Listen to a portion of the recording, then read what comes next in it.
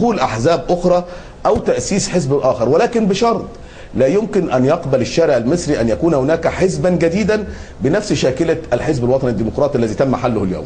لذلك سوف يكون الشارع المصري اكثر وعيا، وهو الحصن والدرع ضد اي محاولة. ولكن باستثناء جماعه الاخوان المسلمين، يعني لابد ان تكون هناك قوه تظهر خلال الفتره القادمه، والا ستبقى وحيده على الساحه وسيكون هناك خلل في ميزان القوه من جديد.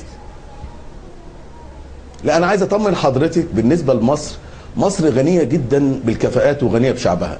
مصر حزب السلام الديمقراطي الذي أشرف برئاسته وهو الذي أقدم على هذه الدعوة التاريخية، حزب السلام كان له في الانتخابات الماضية 214 مرشح، لكن حزب الوطن الديمقراطي عمل عملية حصار طيب بقيت هذه الأحزاب مهمشة، بقيت مهمشة وليس لها ذلك الإقبال الجمهوري أيا كان السبب. يعني هل الفترة القادمة كافية لكي تظهر بصورة قوية وتحصل على الدعم اللازم نخبويا على صعيد الشارع؟